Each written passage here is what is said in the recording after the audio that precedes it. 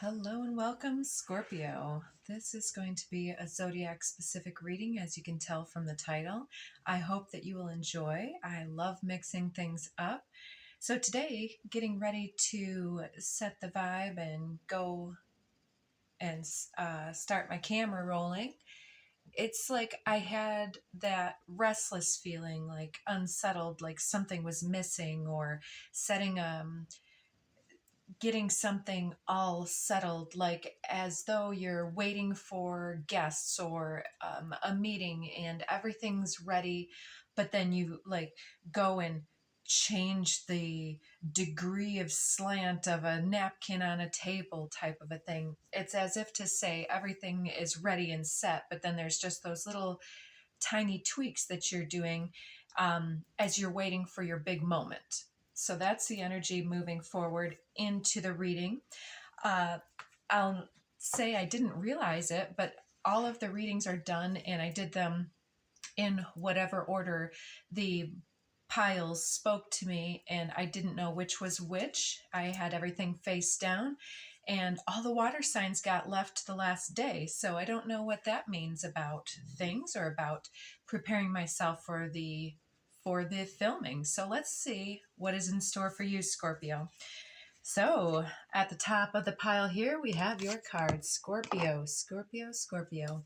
Here's what we've done. In this series, I took 12 pieces of blank note cards and I wrote the various zodiac symbols on one of each of the cards, and I laid them down, shuffled them, mixed them up, and then blindly took one of them without looking, meditated on the energies, wrote down a series of impressions and channeled messages for you.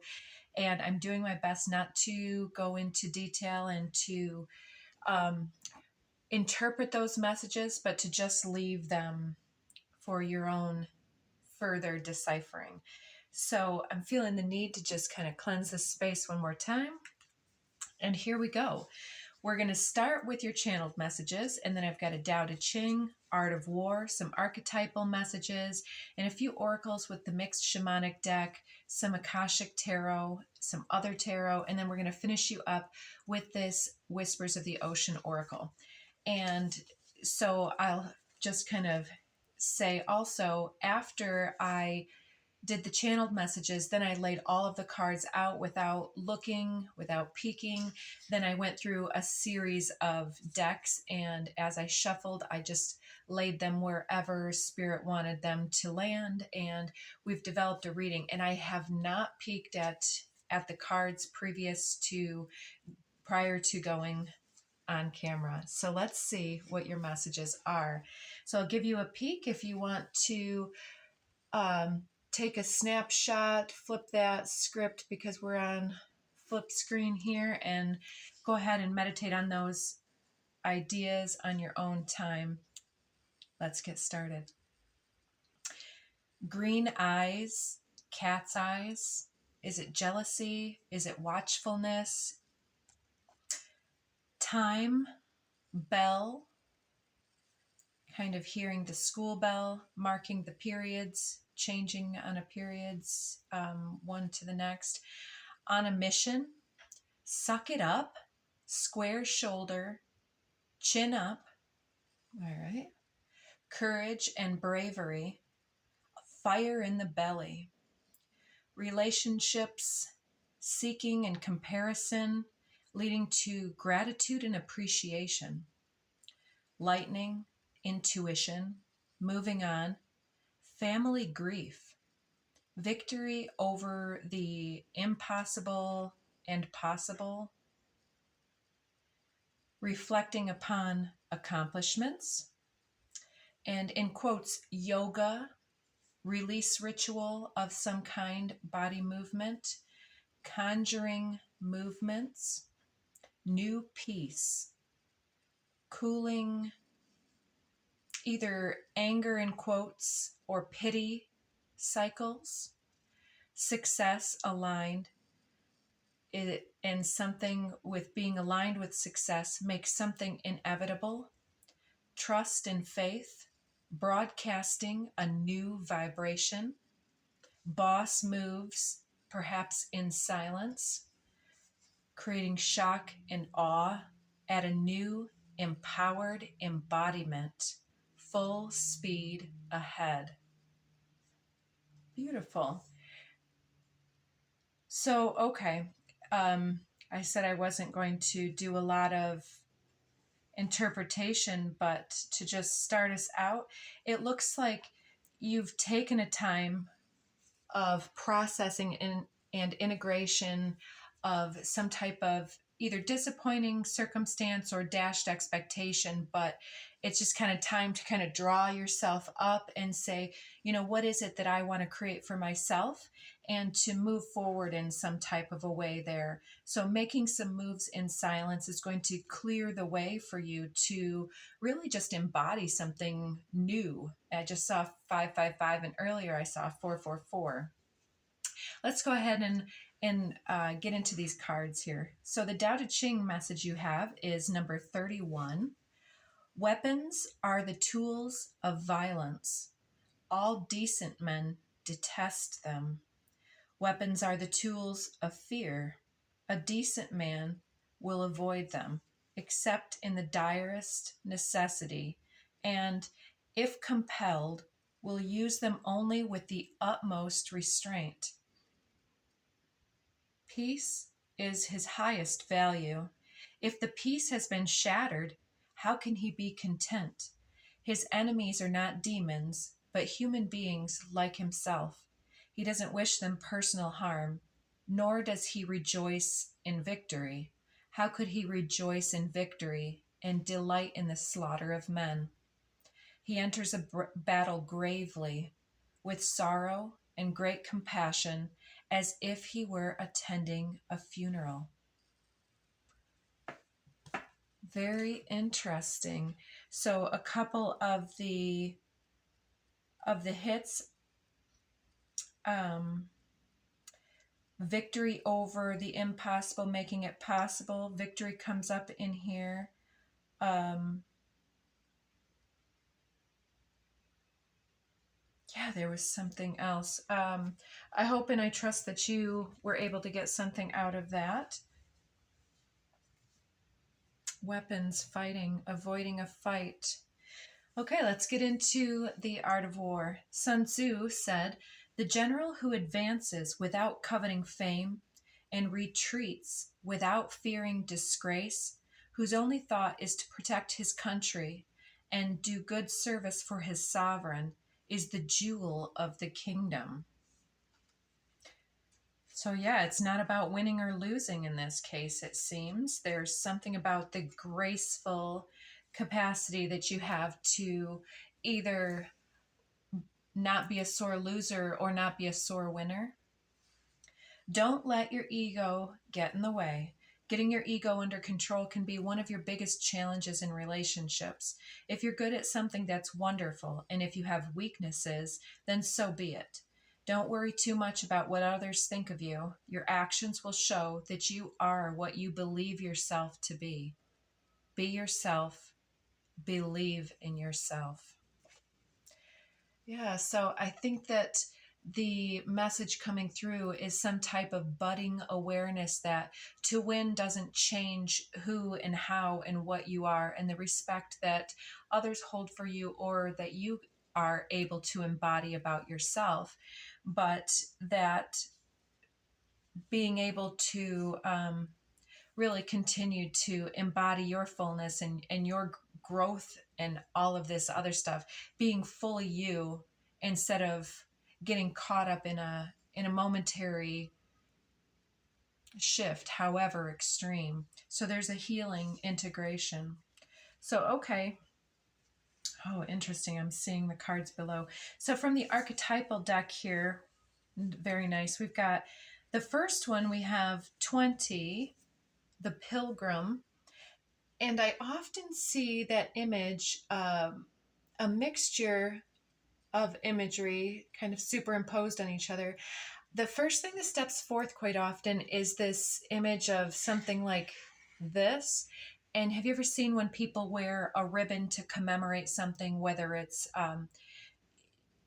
I remember when I was young, there was a golden ribbon for soldiers dispatched. I remember there's the domestic violence one. It was like a lavender purple or something. Then we've got the Susan B. Komen commemoration with the pink for breast cancer.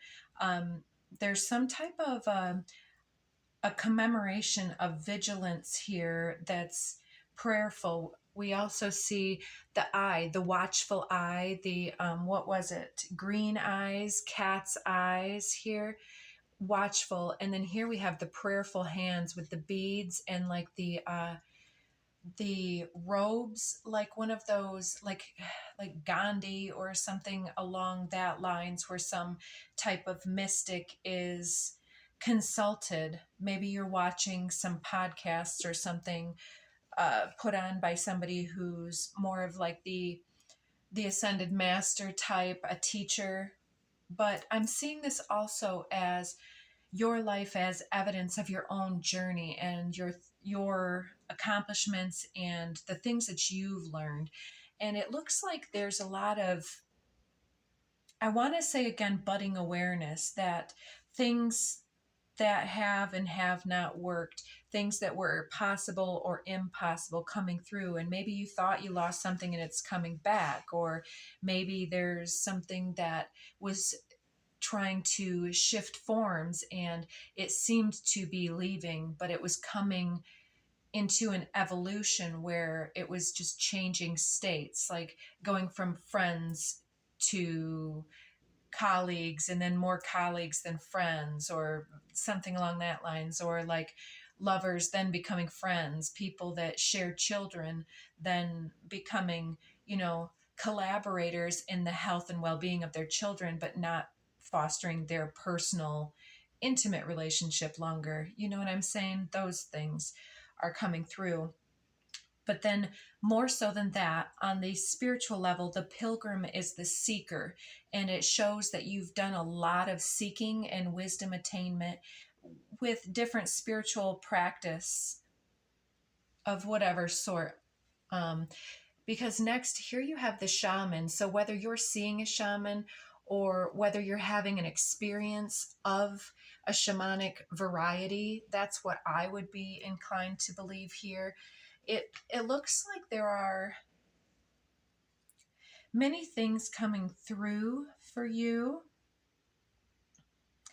And I'm seeing the three skulls. So I don't know if this is, sometimes things come in threes. Maybe there are three important people that have passed away and are really still speaking to your soul and still working through and integrating family grief or something along that line.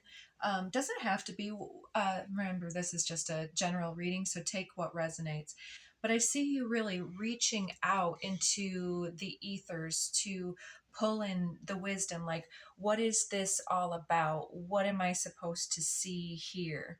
So remember that victory over the possible impossible here.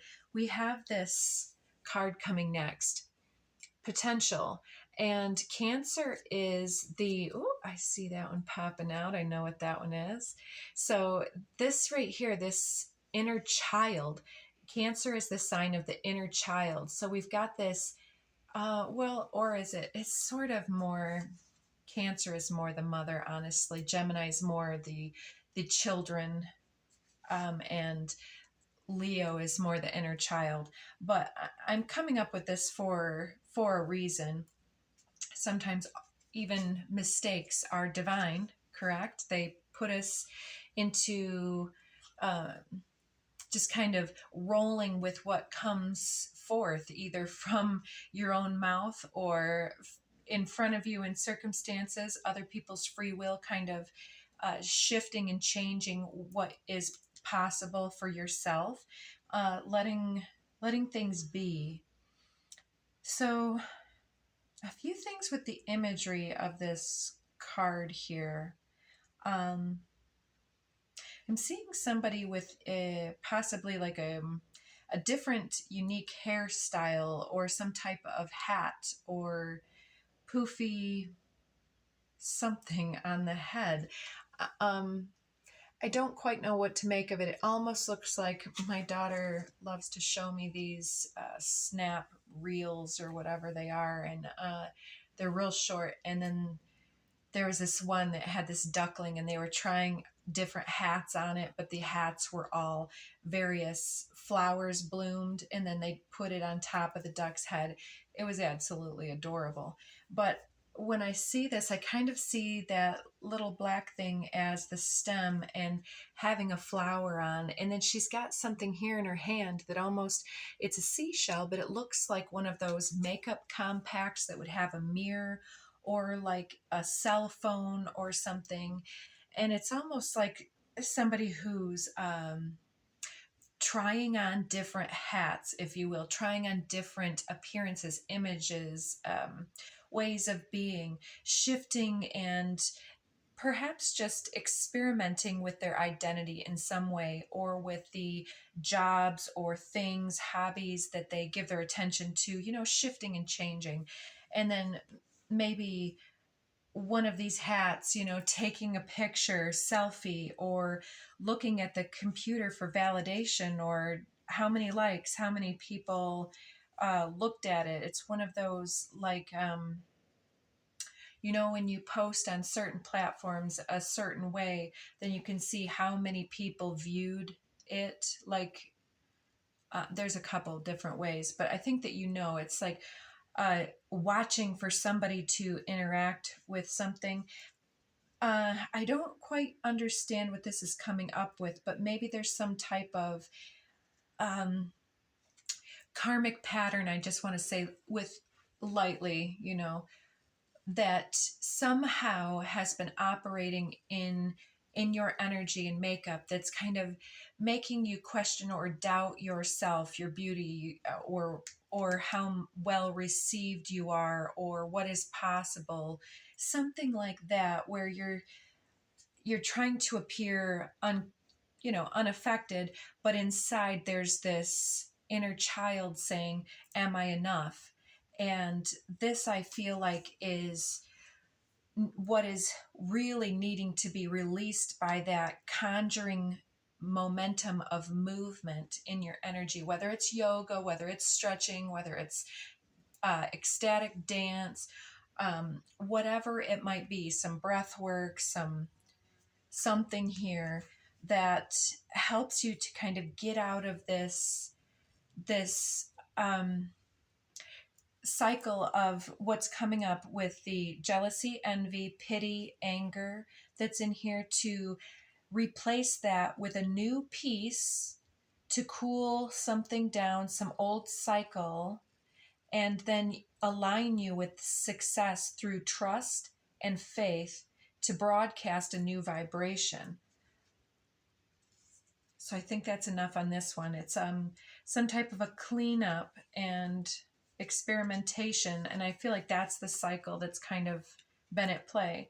So here we have next this resourcefulness, the horned cactus. This always gives me a little bit of an idea of someone with a Taurus placement here because of the bull horns.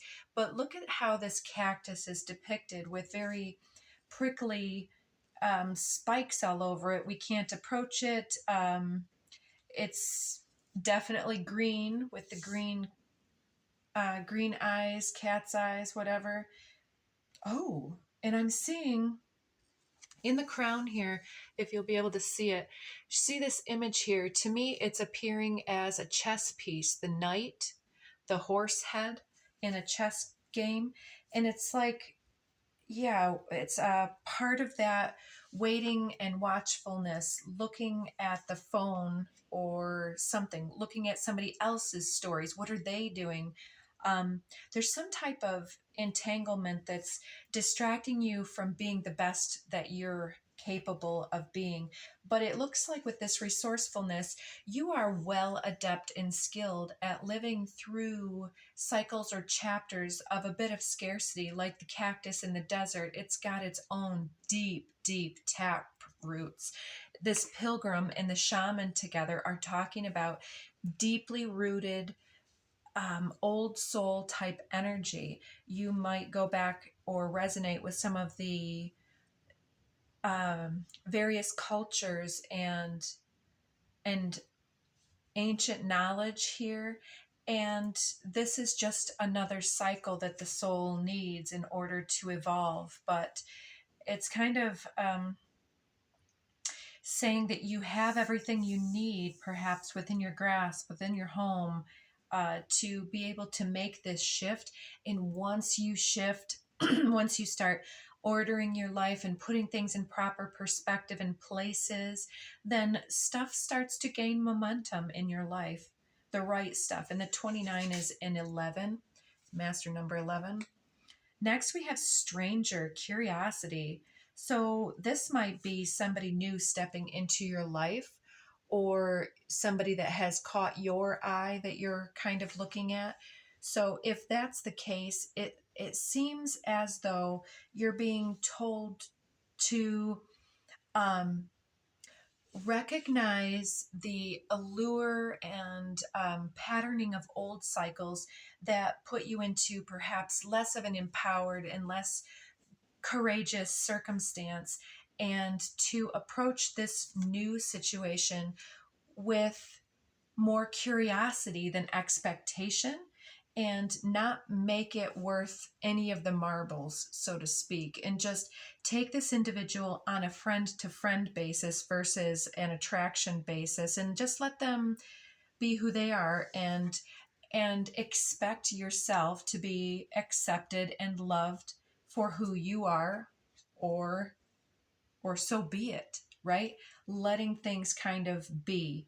And as you're able to kind of square up your shoulders and be confident and courageous, and all of these things, keeping your bravery and your courage there with trust and faith that you are awesome and beautiful, or whatever, handsome that you might be, it's like then you're able to be in this new vibration. There's more mutual receptivity, more connectivity, and more satisfaction from the engagement. Instead of activating any type of anxiety or self-doubt, it lends itself to actual fulfilling equalized exchange, and you'll get more out of it.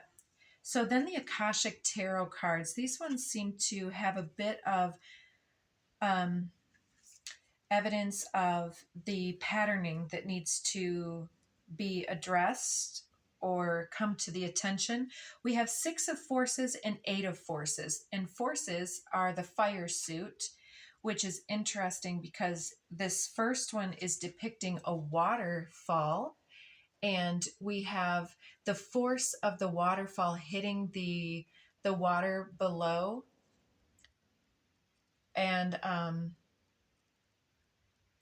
I wonder if this is part of your own experience of healing, or whether you're just being told that your watery essence is really fiery as well, and that you really leave an impact on the individuals that you cross paths with, and you have a lot of potential and power at your disposal to create and manifest, to conjure the life that you want to lead.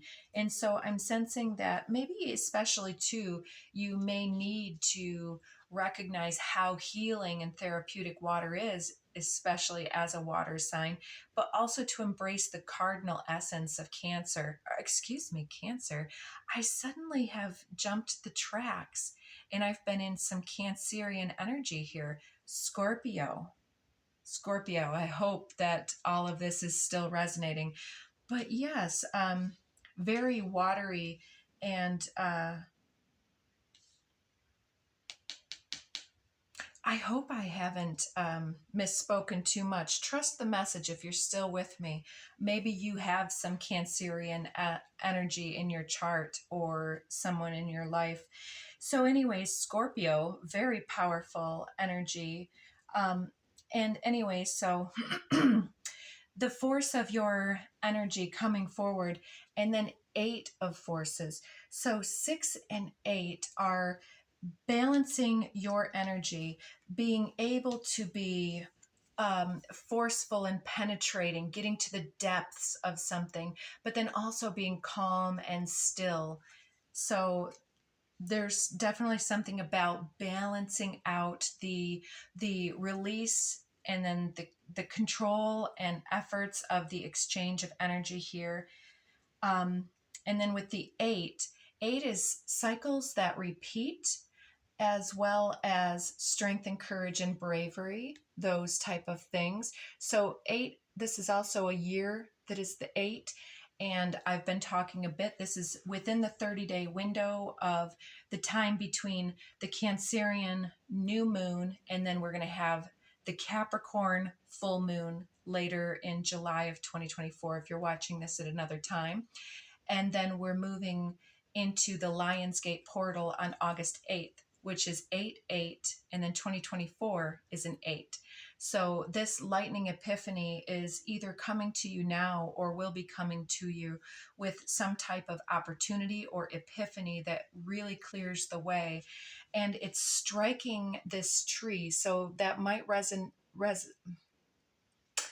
it may reflect upon the family grief here, the family tree being activated. There's a pool in the front here as well, reflecting this lightning bolt energy from like the third eye of Shiva type of a thing. So yes, now that we're fully in Scorpio energy, Scorpio very much to me resembles the lightning bolt energy, very strong, penetrating, and it can be incredibly restorative and reformative, transformative because of the influence of Mars and Pluto, as well as like the depths of the water. It is like the fiery water sign. So this is interesting, but I would say that sometimes the way that your emotional, either your emotional needs, emotional broadcasting, or whatever that pity, anger, jealousy, watchfulness, suspicions, any of those things that are coming through, that sometimes that can create uh, from you to others some type of harsh experience if you're too firm or powerful with them. But also, I'm seeing that you've taken a lot of damage from the projected energies of others or some type of grief or loss here, where this has been something quite critical and crucial in your personal evolution and transformation cycle. It's like having been the phoenix that has died to an old way of being and now cannot maybe stop understanding something. It's like once the brain has been stretched, once the mind's been opened, it can no longer go back into the box that contained it.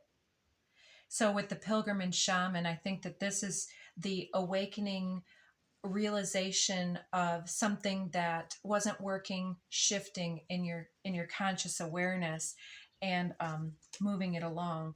So okay, very interesting. So yeah, maybe you're needing to release some type of emotional withholding, maybe some type of, it could go really far back for some of you, where there's this emotional containment, being in such control of oneself, one's environment, and then all of a sudden there's this breakdown, breakthrough energy that that this release happens all in a fury and really clears the way for you.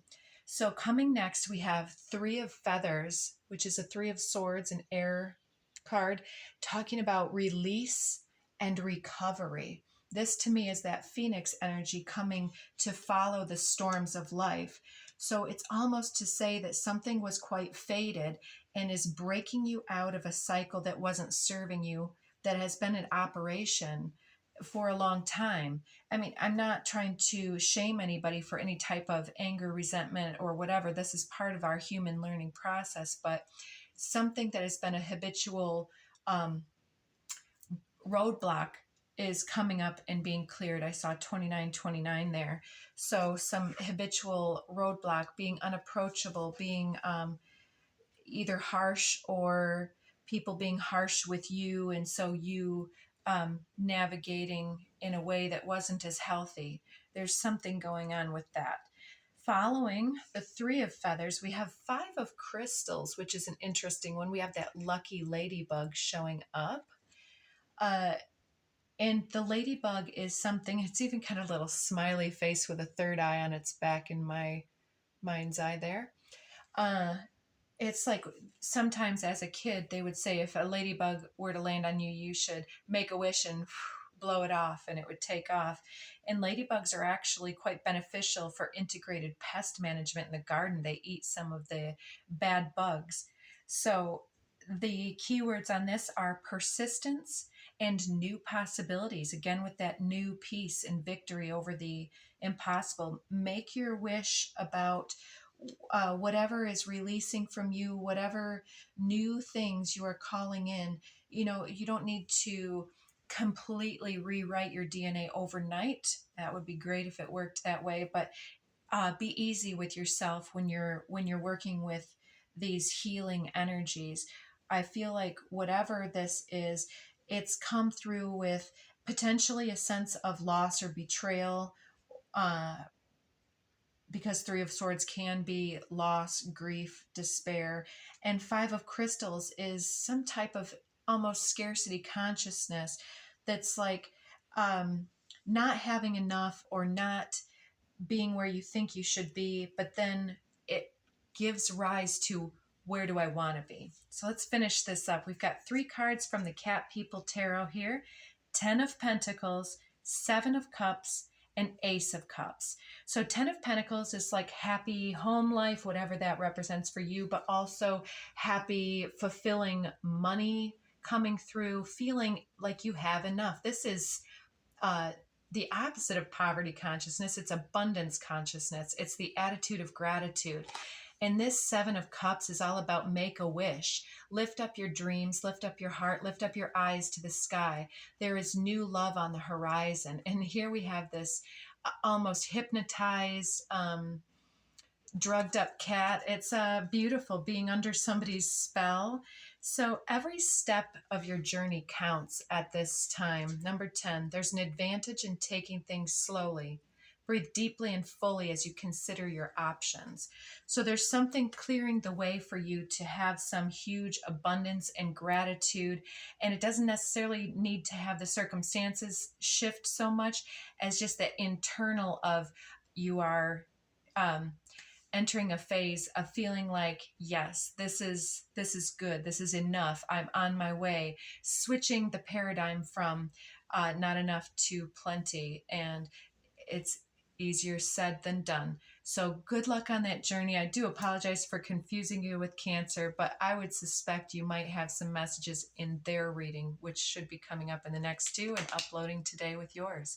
So take care. Consider hitting some of those buttons for me to help the channel grow, and do take care of yourself. Until next time, take care.